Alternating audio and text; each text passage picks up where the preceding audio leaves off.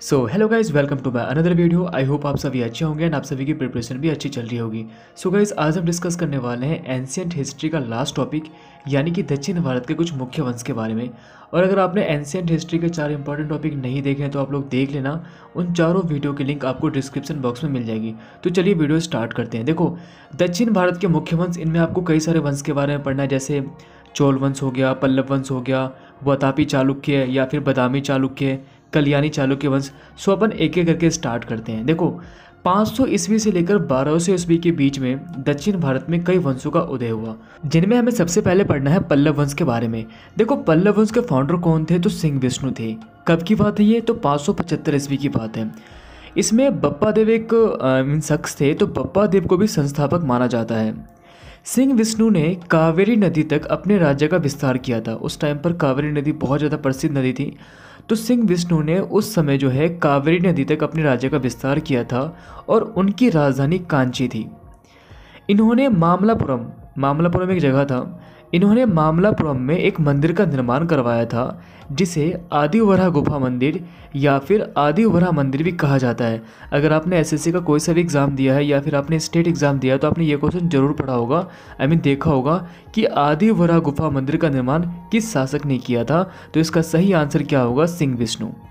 सिंह विष्णु के बाद और भी कई सारे इंपॉर्टेंट रूलर्स यहाँ पे आए, तो अपन उसके बारे में पढ़ते हैं। तो सिंह विष्णु के बाद महेंद्र वर्मन एक नए शासक के रूप में आते हैं, जिन्होंने मत विलास प्रहसन की रचना की थी। तो मत विलास प्रहसन की रचना किसने की थी? महेंद्र वर्मन ने की थी। पल्लव वंश के कुछ इंपॉर्टेंट शासकों में नरसिंह वर्मन फर्स्ट का नाम भी शामिल था। ये बहुत ज़्यादा पावरफुल थे। इन्होंने वातापी को जीतकर वातापी कोंड की उपाधि धारण की थी। अब आप ये सोच रहे होंगे कि वातापी क्या था। तो देखो, उस समय वातापी जो है चालुक्यों की राजधानी थी। ओके, तो आप इस बात को याद कर लेना। इन्होंने क्या किया था? वातापी को जीतकर वातापी कोंड की उपाधि धारण की थी और इसने वातापी में अपना साम्राज्य विस्तार किया था। तो वातापी चालुक्यों की राजधानी थी और इसी समय पल्लव और चालुक्य के बीच संघर्ष देखने को मिलता है। इन दोनों के बीच आए दिनों संघर्ष होते रहते थे। उसी दौरान जो है नरसिंह वर्मन फर्स्ट, जो इसी वंश के शासक थे, नरसिंह वर्मन फर्स्ट ने महाबलीपुरम के रथ मंदिरों का निर्माण करवाया था, जिसे हम एकाशम मंदिर या फिर सप्त पकोड़ा मंदिर के नाम से भी जानते हैं। और रथ मंदिर की कुल संख्या कितनी है? तो 7 है। और एक इम्पॉर्टेंट क्वेश्चन यहाँ से ये भी आता है कि इसी समय फिर से हवेंगसांग कांची आया था। हवेंगसांग एक यात्री था जो कि कांची आया था। किसके समय आया था?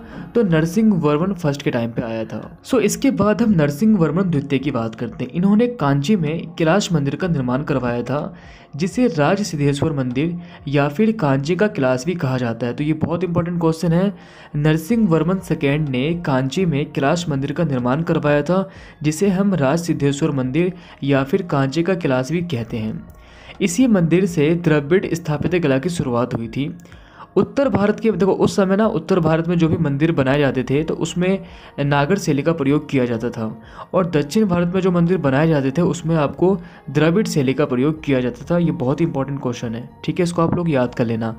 तो भारत का पहला मंदिर जो कि द्रविड़ शैली से संबंधित था, तो इसका सही आंसर क्या होगा? कैलाश टेम्पल। और कैलाश टेम्पल को किसने बनवाया था? तो नरसिंह वर्मन सेकेंड के द्वारा ये बनवाया गया था। तो आपका पल्लव वंश हो गया कंप्लीट। अब नंबर 2 पे आते हैं, वातापी के चालुक्य वंश। देखो, जैसे ही पल्लव वंश की समाप्ति होती है उसके बाद दूसरा वंश कौन सा उभर के सामने आता है? तो वातापी के चालुक्य वंश, जिसे बादामी के चालुक्य वंश के नाम से भी जाना जाता है। इसके संस्थापक कौन थे? तो इसके संस्थापक जयसिंह थे। इनकी राजधानी वातापी या फिर बादामी थी। पुलकेशिन सेकंड का नाम आपने जरूर पढ़ा होगा। पुलकेशिन सेकंड जो है इसी वंश के सबसे प्रतापी शासक थे। इसके संबंध में जानकारी ऐहोल अभिलेख से मिलती है और ये अभिलेख संस्कृत भाषा में लिखी गई थी। अब देखो, पुलकेशिन सेकंड इसी वंश से रिलेटेड थे, तो इनकी लड़ाई होती किससे होती है? तो पल्लव वंश के नरसिंह वर्मन फर्स्ट से होती है और ये जो है इस युद्ध में हार जाते हैं, जिसके बाद नरसिंह वर्मन फर्स्ट ने वातापी कोंड, किसका, कौन सा कोंड? वातापी कोंड और परमेश्वर की उपाधि धारण कर लेते हैं। सो देखिए, बेसिकली क्या होता है कि पुलकेशिन सेकंड और नरसिंह वर्मन की लड़ाई होती है, जिसमें पुलकेशिन सेकंड युद्ध में हार जाते हैं और हारने के बाद नरसिंह वर्मन जो है जीतने की खुशी में वो कुछ उपाधि धारण करते हैं, जिनमें से पहला उपाधि कौन सा था? वातापी कोंड और दूसरा परमेश्वर, सिंपल। इस वंश के अंतिम शासक कौन थे? कीर्तिवर्मन सेकंड। इसके बाद एक नया वंश उभर के सामने आता है जिसे वेंगी के चालुक्य के नाम से जाना गया। इसके संस्थापक कौन थे? तो विष्णुवर्धन थे। इनकी राजधानी क्या थी? तो वेंगी थी, जो कि प्रेजेंट टाइम पर कहाँ पे है? आंध्र प्रदेश में है। ओके, यह पुलकेशिन द्वितीय के भाई थे। तो पुलकेशिन द्वितीय के भाई का नाम क्या था? विष्णुवर्धन। इसके बाद एक नया वंश उभर के सामने आता है जिनका नाम राष्ट्रकूट वंश था। तो राष्ट्रकूट वंश के बारे में आपने जरूर सुना होगा।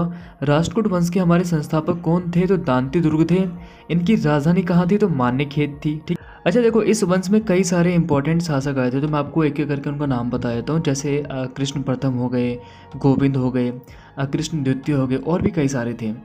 तो देखो, इनमें सबसे इंपॉर्टेंट थे आपको कृष्ण प्रथम। इन्होंने क्या किया था? इन्होंने एलोरा के प्रसिद्ध कैलाश मंदिर का निर्माण करवाया था। और कहाँ पे करवाया था? तो औरंगाबाद में बनवाया था। इसी समय देखो वहाँ पे क्या हो रहा था, आपने कन्नौज का नाम सुना होगा। इसी समय कन्नौज पर अपना अधिकार करने के लिए ये 3 वंश थे जो हमेशा आपस में लड़ा करते थे। मतलब 3 वंश जो है कन्नौज के लिए आपस में हमेशा लड़ा करते थे। वो चाहते थे कि कन्नौज पर हमारा कंट्रोल हो जाए। और वो 3 वंश कौन कौन थे? तो राष्ट्रकूट वंश हो गया, पाल वंश हो गया, और प्रतिहार वंश हो गया। तो राष्ट्रकूट वंश की तरफ से किसने भाग लिया था? तो ध्रुव ने भाग लिया था। ये क्वेश्चन आता भी है कि राष्ट्रकूटों की तरफ से त्रिपक्षीय संघर्ष में भाग लेने वाला पहला शासक कौन था? तो ध्रुव था।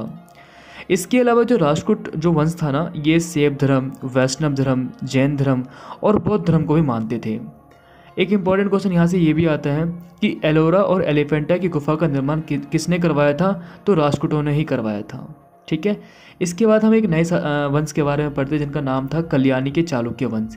इसके संस्थापक कौन थे? तो तेलप द्वितीय थे। इनकी राजधानी कहाँ थी? तो इनकी राजधानी मान्यखेत थी। आगे चलकर इनकी राजधानी कल्याणी बन जाती है। इन्होंने क्या किया? देखो, इन्होंने क्या किया? राष्ट्रकूटों को हराकर कल्याणी के चालुक्य वंश की स्थापना की। इससे पहले क्या था? इससे पहले हमने राष्ट्रकूट वंश के बारे में पढ़ा। तो जो कल्याणी के जो चालुक्य वंश के जो फाउंडर थे, उन्होंने क्या किया? राष्ट्रकूट को हराया और कल्याणी के चालुक्य वंश की उन्होंने स्थापना कर दी। अच्छा, इस वंश का सबसे इंपॉर्टेंट यानी कि सबसे पावरफुल शासक कौन था? तो विक्रमादित्य 6 था। अब बात करते हैं आज के आखिरी वंश के बारे में, यानी कि चोल वंश। इसके संस्थापक कौन थे? तो विजयालय थे। और ये कब की बात है? ये बात है आपको 8वीं शताब्दी की। इनकी राजधानी कहाँ थी? इनकी राजधानी थी तंजौर या फिर तंजावुर बोल सकते हो आप। पल्लव वंश आपने पढ़ा था स्टार्टिंग में ही। पल्लव वंश के पतन के बाद जो है तमिल क्षेत्र में चोल वंश की स्थापना हुई थी। एक शासक है, उनका नाम था राजराज। ठीक है। तो राजराज प्रथम ने तंजौर में राजराजेश्वर मंदिर का निर्माण करवाया था और ये एक शिव मंदिर था। ये क्वेश्चन एसएससी के हर एग्जाम में मैक्सिमम एग्जाम में ये क्वेश्चन पूछा गया है। ठीक है, मैं आपको फिर से बता रहा हूँ। राजराज प्रथम ने तंजौर में राजराजेश्वर मंदिर का निर्माण करवाया था और यह एक शिव मंदिर था। राजेंद्र प्रथम जो है इसी वंश का सबसे प्रतापी राजा माना जाता है। राजेंद्र फर्स्ट, ठीक है, इस वंश का सबसे प्रतापी राजा माना जाता है और इसी के समय चोलों का सबसे ज़्यादा विकास हुआ था। किस शासक के समय? तो राजेंद्र फर्स्ट के समय जो है चोलों का सबसे ज़्यादा विकास हुआ था। इन्होंने क्या किया था? देखो, उस समय एक वंश था पाल वंश। ठीक है, जो बंगाल के क्षेत्र में इनका पूरा वो फैला हुआ था। अब देखो, इसने क्या किया? इसने पाल शासक महिपाल को हरा करके गंगे कोडचोल की उपाधि धारण कर ली थी, क्योंकि इसने गंगा नदी जो उस समय पाल वंश के कंट्रोल में था वहाँ पर अपना अधिकार कर लिया था। इसीलिए इसने एक उपाधि धारण करी जिसे गंगे कोडचोल कहा गया। ठीक है, याद रहेगा बिल्कुल। इसने क्या किया था? अपना जो बाउंड्री था ना, उस बाउंड्री को बढ़ा करके गंगा रिवर तक कर दिया था। इसके अलावा इसने नए शहर की स्थापना की जिसका नाम गंगे कोडचोलपुरम था। याद रहेगा। इसके अलावा इसने एक नए शहर की स्थापना की जिसका नाम क्या था? गंगे कोडचोलपुरम था, जिसे आगे चलकर राजेंद्र प्रथम जो है अपनी राजधानी बना लेते हैं। ठीक है। इस वंश के अंतिम शासक कौन थे? तो राजेंद्र थर्ड थे। चोल वंश के शासनकाल के समय ही नटराज की मूर्ति का पहली बार निर्माण किया गया था। याद रहेगा, जो कि भगवान शिव का नृत्य करता हुआ रूप था। कांसे की नटराज की मूर्तियों का निर्माण सबसे पहले इसी काल में हुआ था। फिर से रिपीट कर रहा हूँ, कांसे की नटराज की मूर्तियों का निर्माण सबसे पहले किस काल में हुआ था?